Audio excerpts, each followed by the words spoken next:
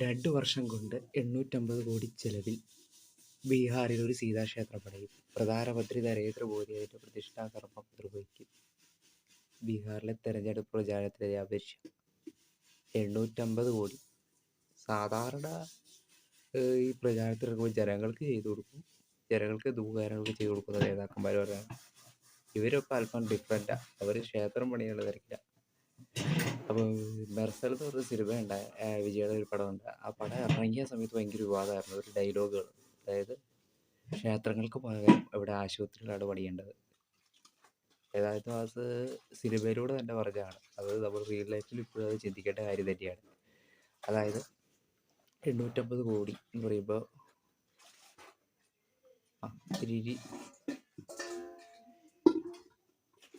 ഒരു 200 കോടി എടുത്താൽ മതി.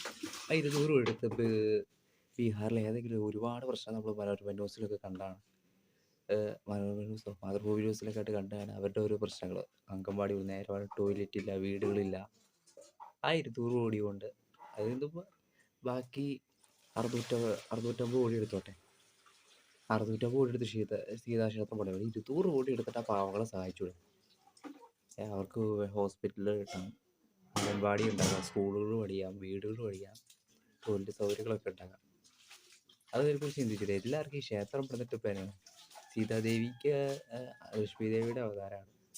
അതിനവിടെ നല്ല വൈകുണ്ഠങ്ങളൊക്കെ ഉണ്ട്. ഇവിടെ ക്ഷേത്രങ്ങളൊക്കെ പണിച്ചു വെച്ച് ഇവിടുത്തെ നല്ല സൗകര്യങ്ങളും അത്ര വൈകുണ്ഠമൊന്നും പണിതില്ല. ഒരു അടച്ചുറപ്പുള്ളൊരു വീട് അല്ലെങ്കിൽ ആശുപത്രി, സുരക്ഷിതമായിട്ടൊരു സ്ഥലം, റെയിൽ, മറ്റേ റോഡ് പണിയുക, കുടിവെള്ളം ലഭ്യമാക്കുക, അതൊക്കെ നടത്തിയാൽ പോലെ. എന്തിനാണ് ഈ ക്ഷേത്രം പണിയുന്നത് അവർക്ക് ഇത്ര നിർബന്ധം? ഒരു സർദാർ വല്ലഭായ് പട്ടേൽ അതെങ്ങാണ്ട് 800 കോടി ചിലവഴിച്ച് പഠിച്ചാൽ വലിയ പ്രയോജനമുണ്ടോ? ഒരു പ്രയോജനമില്ല.